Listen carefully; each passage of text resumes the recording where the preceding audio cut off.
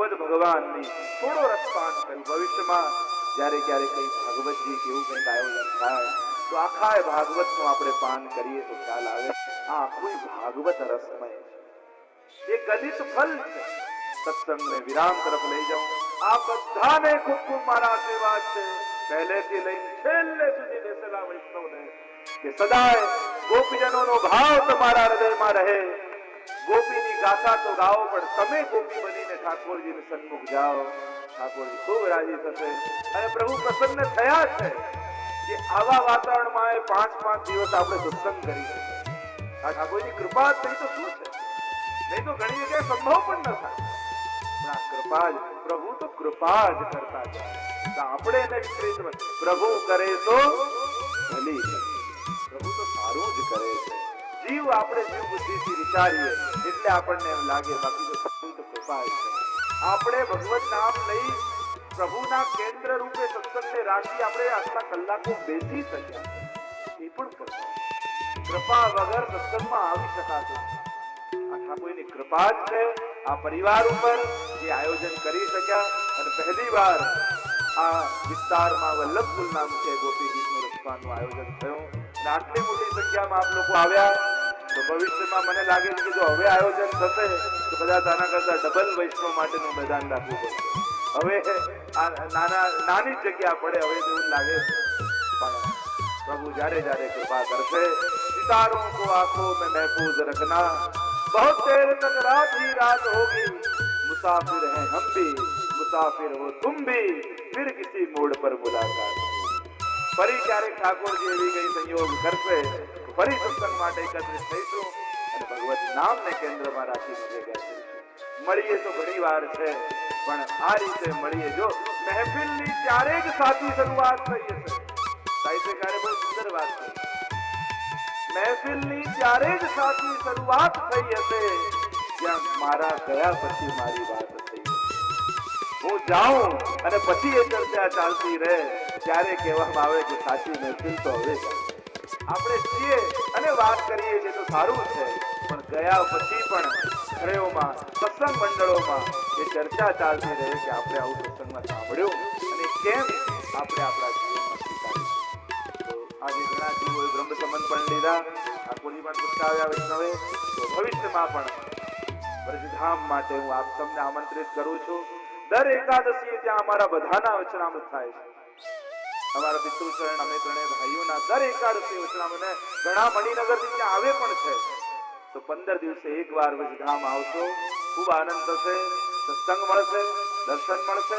અને દર ગુરુવારે રાતના 9 વાગે ભાઈઓનો વિશેષ રૂપે અમે સત્સંગ ચલાવીએ છીએ ત્યાં વ્રજધામમાં જ. તો ભાઈઓ એનો પણ લાભ લેવા માંગે તો એમ પણ હું તો અહીંયા પણ ઈચ્છું, અહીંયા પણ ભાઈઓનો સત્સંગ ચાલે. રાતના અઠવાડિયામાં કોઈ એક દિવસ ભેગા થાવ અને કંઈક આપણા માર્ગ માટે કંઈક જાણકારી થાય, કંઈક જ્ઞાન થાય, તો આપણે જે માર્ગમાં ચાલી રહ્યા છીએ એનું આપણને થોડું કંઈક નોલેજ આવે. તો એવું કંઈક પ્રવૃત્તિ પ્રારંભ થાય એવી આકાંક્ષા રાખું છું. વિદ્યાર્થી દત્તક યોજના દર વર્ષે લગભગ 200 બાળકોને દત્તક લઈને આપણી સંસ્થા દ્વારા ભણાવવામાં આવે છે. તો એની પણ માહિતી તમને મળશે કાઉન્ટર પરથી. દરેક વૈષ્ણવ નક્કી કરે એક બાળક વૈષ્ણવના બાળકને જરૂર ભણાવીશ અને એનું ભવિષ્ય ઉજ્જવળ થાય એવો એક મનમાં સંકલ્પ છે અને થઈ રહ્યું છે. તો આપ સૌ એ કાર્યક્રમમાં જોડાઈ શકો છો. ફેબ્રુઆરી મહિનામાં નૈમિષારણ્ય, અડેર, ચરણાણ, બનારસ અને ત્યાં ભાગવતજીનો લાભ નૈમિષારણ્યની ભૂમિમાં અને અનેક પ્રકારના વિવિધ મનોરથો મહાપ્રભુજી અને ગુસાઈજીની બેઠકજીમાં. તો એ સમયની પણ પત્રિકા આપને વિતરણ કરવામાં આવી છે. તો ફેબ્રુઆરી મહિનામાં 5 ફેબ્રુઆરીથી 15 ફેબ્રુઆરી સુધી એક દિવ્ય આયોજન ત્યાં થયું છે અને અનેક દેશ વિદેશથી બધા જ લોકો ભેગા થવાના છે. તો અહીંના વિસ્તારના લોકોને પણ હું આમંત્રણ આપું છું, આપ લોકો પણ આવજો. એની માહિતી તો પછી મળશે, વૃદ્ધામ જાઓ છો તો પત્રિકા દ્વારા આવી અને અહીંયા પણ વાંચવા પણ આવી છે. એ સમય સાથે મળી આપણે ત્યાં જઈશું, સાથે આનંદ થશે. અંતમાં આપ સૌને ખૂબ ખૂબ આશીર્વાદ આપતા મારી વાણી અહીં વિરામ આપું. સ્વયં શ્રીનાથજી બાવા કૃપા કરી ભાગવત સ્વરૂપે આ પ્રસંગ પાર્ટી પ્લોટમાં આપણા જીવનનો એક પ્રસંગ બને 5 દિવસ માટે પધાર્યા છે.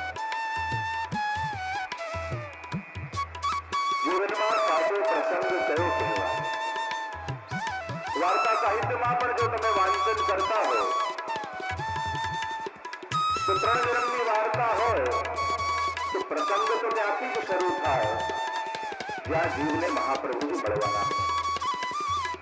એટલે જીવનનો સાચો પ્રસંગ તો ત્યારે જ કહેવાય જ્યારે વલ્લભ કે પ્રભુ આપણા જીવનમાં પધારે.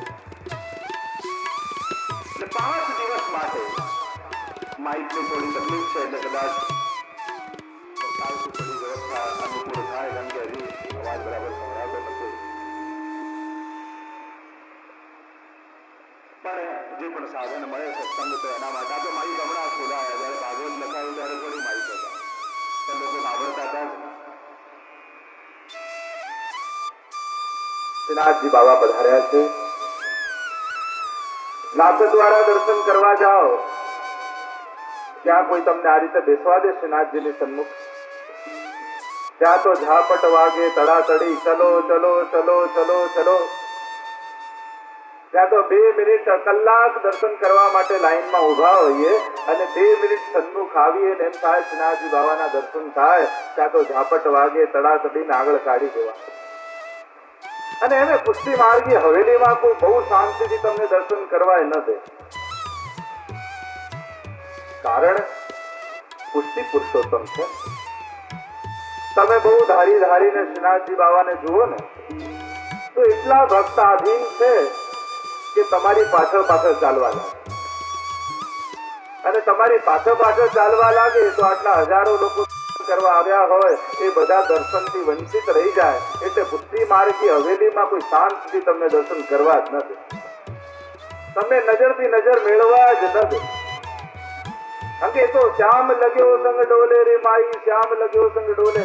તમારી પાછળ પાછળ ચાલવા લાગે શ્રીનાથજી. તો એ શ્રીનાથજી બાબા અને આ શ્રીનાથજી બાબા બંનેમાં તત્વતઃ કોઈ ભેદ નથી. કેવલ ભેદ એટલો કે ત્યાં રહેલા શ્રીનાથજી બાબાને નેત્ર દ્વારા હૃદયમાં ઉતારવાના અને અહીં રહેલા શ્રીનાથજી બાબાને કર્ણ દ્વારા હૃદયમાં બિરાજવાના. તો ભગવાને બધી ઇન્દ્રિયો આપણને આપી અને બધાના કંટ્રોલ પણ આપ્યા. તમે ન જોવાનું ચાહો તો આંખો બંધ કરી લો, સ્વાદ લેવા ન ચાહો તો જીભ બંધ કરી લો. બધા ઇન્દ્રિયોના કંટ્રોલ આપ્યા પણ કાનનો કંટ્રોલ પોતાની પાસે રાખો. કાન પોતાની રીતે બંધ ન કરી શકો, આંગળીથી થાય પણ પોતાની રીતે બીજી ઇન્દ્રિયો બંધ થાય એ રીતે કાન ન થાય. અંગે પ્રભુએ વિચાર કર્યો કે જો એમ મારી દર્શન કરવા નહીં આવે, મારી સન્મુખ નહીં થાય, પણ કથા દ્વારા હું એના કાન દ્વારા હૃદયમાં પ્રવેશું છું. તો ભગવાને કાન પોતાની પાસે રાખ્યા. હમણાં જ અધિક મહિનો પૂર્ણ થયો અને આખા મહિના દરમિયાન વિવિધ ઉત્સવો મનોરથો આપણે સૌએ આનંદ લીધા. જ્યાં જેને અનુકૂળ આવે હવેલીમાં ઘરમાં જ્યાં જ્યાં પ્રભુને લાલ લડાવવાના અવસર મળ્યા બધાએ આપણે એ અધિક મહિનાના જ આવેશમાં હજી છે. હજી 16 તારીખે તો પૂરો થયો, 15-16 તારીખે અને 20 તારીખે પાછી ફલ રૂપે આ ગોપી ગીતની કથા આપણને મળી. તો હજી અધિક માસનો આવેશ ગયો નથી. અને અધિક માસ એટલે ભગવાનનો સમય, પ્રભુનો સમય. જો એમને દર્શન કરવા આપણે ન જતા હોઈએ પણ આપણને થાય કે અધિક મહિનો છે, ઠાકોરજીના મનોરથ છે, હા તો દર્શન કરવા જવું એમ નિત્ય ભલે ન જતા હોય પણ આપણે ત્યાં જયારે સાંભળીએ કે આ મનોરથ છે ત્યારે અચૂક જઈએ. કારણ મનોરથમાં ઠાકોરજી એ મનોરથના આવેશમાં બિરાજતા હોય. લૌકિક ભાષામાં કહું તો મૂળમાં બિરાજતા હોય. એટલે કોઈ વ્યક્તિને આપવાની ઈચ્છા ન હોય કે આ અધિકારી નથી, આને આપવો જ નથી, પણ બહુ મૂળમાં માણસ હોય ને એની પાસે જઈને માંગો તો ન આપવાની ઈચ્છા હોય તોય આપી દે. તેમ અધિક મહિનામાં આખો મહિનો ઠાકોરજી મૂળમાં બિરાજ, મનોરથમાં ઠાકોરજી મૂળમાં બિરાજ અને આપવાની ઈચ્છા ન હોય, અનધિકારી લાગે છતાં મૂળમાં બિરાજતા ઠાકોરજી જીવને આપી છે. તો આપણા 5 દિવસ આ ભાગવત ભગવાન રૂપ ઠાકોરજી પણ મૂળમાં બિરાજવાના છે. જે કોઈ પણ આકાંક્ષા સાથે, જે કોઈ પણ ઈચ્છા સાથે જીવ ભાગવતજીની સન્મુખ થશે તેની સગળા મનોરથો શ્રીનાથજી બાબા પૂર્ણ કરી દે. આ તો કલ્પ વૃક્ષ છે. જે ભાવના લઈને તમે શ્રીનાથજીની સન્મુખ આવશો શ્રીનાથજી બાબા બધી ભાવનાઓ પૂર્ણ કરે. વિશ્વમાં આ જ એકમાત્ર એવું સ્થાન છે જ્યાં વ્યવહાર ગૌણ છે અને ભાવ પ્રધાન. આપણે ભગવાન અને ગુરુને પણ વ્યવહારમાં બાંધવા જોઈએ. અમે આટલું કર્યું છે તો આપે આમ કરવું જોઈએ. ઠાકોરજીને પણ ગણાવીએ, પ્રભુ રોજ 10 માળા કરું છું, હવે તો કામ કરો. ભગવાનને વ્યવહાર બતાવવા જોઈએ. ભગવાન જોડે આપણે વ્યવહાર સાચવી નહીં શકીએ. કારણ કે એને જે આપ્યું છે એટલું તો અનેક જન્મો વીતી જાય તોય આપણે પૂરું નહીં કરી શકીએ. ભગવાન અને ગુરુને ક્યારે વ્યવહારમાં બાંધવા ન જશે. કારણ એ વ્યવહારથી ઉપર ભાવમાં રહે છે. ભગવાન સદાય ભાવમાં સ્થિત છે, કૃપામાં સ્થિત છે. અને કૃપા એ ભગવાનની ક્રિયા નથી, એ ભગવાનનો સ્વભાવ છે. ભગવાન કૃપા કરે. આપણે એમ કહીએ કે 10 માળા કરી એટલે કૃપા કરો. ભગવાન કે 10 માળાની જરૂર નથી, તું એકવાર નામ લઈશ ને તોય હું તો કૃપા કરવા તૈયાર. તું મને વ્યવહાર ન સમજાય. ભગવાન ક્યારે જીવ જોડે વ્યવહારનો સંબંધ રાખતા નથી, કૃપાનો સંબંધ રાખે.